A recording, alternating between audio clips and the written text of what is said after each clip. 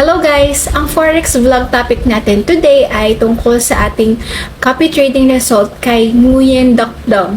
Ito po yung bagong social trading account na kinakopy natin kasi pinalipat tayo ni Dong Life 5 dun sa kanyang new social trading account kasi nagkaroon siya ng problema dahil hindi na makakopy yung mga new traders sa kanya. Siguro dahil marami na siyang copiers. So, ang ginawa niya is nag-open na lang siya ng new social trading account para doon tayo magka-copy ulit.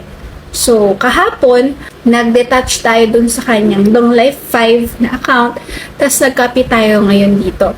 Pero guys, hindi ko po nire-recommend na mag-copy din kayo sa kanya agad. Kasi baka magulat po kayo kapag nagkaka-drawdown. Kagaya po na nangyari kanina, umabot po sa negative 36% yung kanyang profitability. So, if bago ka sa trading, medyo kakabahan ka talaga sa ganung klaseng drawdown. Pero ako, in-expect ko na yan kay Dong Life o kay Nguyen Doc Dong kasi base sa kanyang past performance, sa kanyang trading history dun sa Light Finance, nakita ko na talaga siya, high risk trader. Ang laki ng lot size niya and yung drawdown niya more than 50% pa nga dati eh. Kaya ayun, maraming kinabahan kanina kasi first day nga lang tapos umaga-umaga ang laki ng drawdown.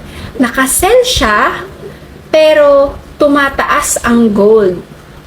So, hindi siya nag-stop loss, naka-hold lang. May iba po tayong traders na nag-cut loss na kasi kinabahan sila. Hindi nila alam kung anong mangyayari kasi okay lang din naman yun. It's part of their risk strategy. What if nga naman, di ba? Talagang biglang bumulusok yung lipad ng gold. Eh di nasunog yung account kung walang SL o stop loss yung master trader natin. So, ngayon, iniisip ko if babawasan ko ba yung kinakopy ko sa kanya since nag-profit naman na ako. Yung sa Dong Life account, nag-profit na ako ng $400 doon sa capital na $200.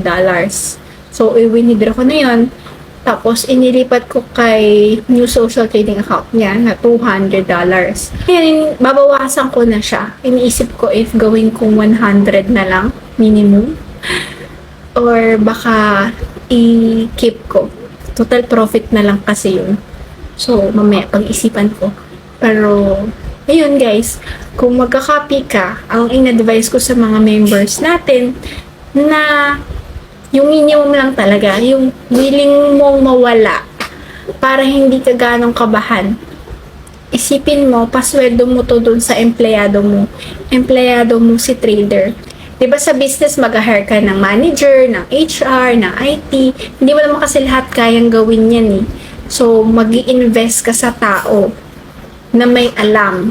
Ngayon, cost mo na yan. Cost mo na yung bayad sa sweldo na yun. Good as gone. Diba? Magkano ba ang minimum? 10 to 15,000 pesos.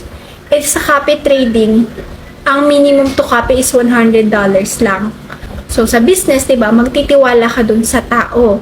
Kasi siya yung mas nakakaalam sa kanyang expertise. Tapos, yung bayad mo sa sweldo nila is, yun, wala na yun. Maghihintay ka na lang ng profit or maghihintay ka na lang ng resulta sa kanyang trabaho. Ganon din sa copy trading. Para tayong nag-hire ng trader. Kasi mas alam nila yung ginagawa nila. Pero, tandaan nyo, pwede po itong matalo. Okay? Kaya dapat, lahaluan nyo talaga ng risk management. Huwag all in. Okay?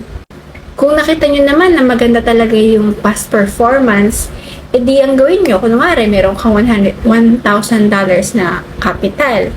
Yung $100 lang ang ipasok mo. Huwag kang matempt na ipasok lahat kahit nakikita mo ang laki ng gain na doble agad. Huwag.